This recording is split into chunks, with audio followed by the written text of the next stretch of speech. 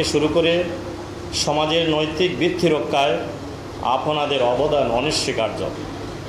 BNP দৃঢ়ভাবে বিশ্বাস করে আলেম সমাজকে বাদ দিয়ে কোনো জাতি এগিয়ে যেতে পারে না। একটি সমাজ ও দেশের সামগ্রিক উন্নয়ন ও শান্তি প্রতিষ্ঠার ক্ষেত্রে আপনাদের ভূমিকা অনন্য, অসামান্য। আজ আমি আপনাদের সামনে হাজির হয়েছি মূলত আপনাদের দোয়া এবং ভালোবাসা পেতে। আমার জীবনের পথ চলায় আমি সবসময় আলেম সমাজের প্রতি অশেষ শ্রদ্ধা ও গভীর কৃতজ্ঞতা প্রকাশ করি। আমি চেষ্টা করি সাধ্যমতো আপনাদের পাশে থাকতে। আমি সবসময় চেষ্টা করি মসজিদ মাদ্রাসার খেদমত করতে। ইনশাআল্লাহ মহান আল্লাহ রব্বুল আলামিন যদি আমার প্রতি মেহেরবান হন, তাহলে আমি আমার জীবনের বাকিটা সময় মসজিদ মাদ্রাসার খেদমত করে কাটাতে পরম ইচ্ছুক।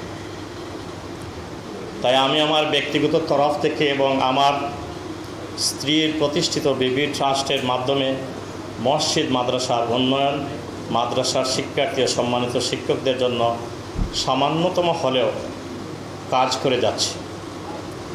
আমি আপনাদেরকে কথা দিচ্ছি, মহান আল্লাহর হুকুম হলে আপনাদের দোয়া নিয়ে আমি জনগণের খেদমত করার সুযোগ পাই, তাহলে আমার প্রথম কাজ হবে মসজিদ মাদ্রাসার উন্নয়ন এবং সম্মানিত ইমাম সাহেবগণ এবং সম্মানিত শিক্ষকদের জন্য সর্বোচ্চ সুযোগ তৈরি করা।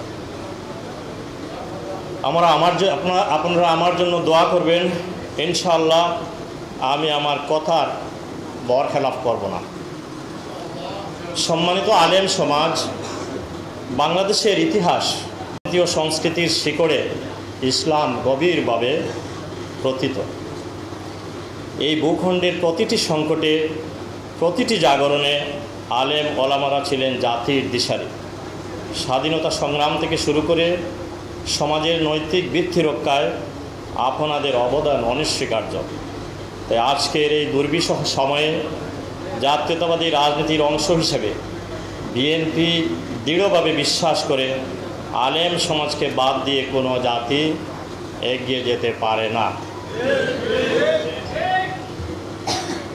শ্রদ্ধেয়জন, আপনারা জানেন আমাদের নেতা আগামীর রাষ্ট্রনায়ক বিএনপির ভারপ্রাপ্ত চেয়ারম্যান জনাব তারেক রহমান সাহেব রাষ্ট্র কাঠামো মেরামতের 31 দফা ঘোষণা করেছেন।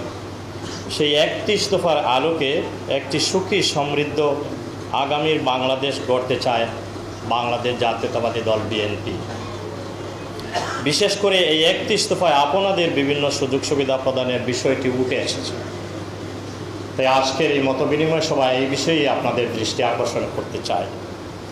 কারণ তারেক রহমান সাহেব মনে করেন একটি সমাজ গঠনে উলামা, মাশায়েখ, খতিব, ইমাম, মুয়াজ্জিনগণ যথাযথ ভূমিকা পালন করেন। তারা ভালো না থাকলে সমাজ ভালো থাকবে না। তাই আপনাদের বেতন কাঠামো তৈরির বিষয়টি 31 দফায় অন্তর্ভুক্ত করা হয়েছে। এছাড়া ইমামদের 2টি উৎসব বোনাস প্রদানের কথাও বলা হয়েছে। এছাড়া মসজিদের জন্য নীতিমালা করার চিন্তাভাবনা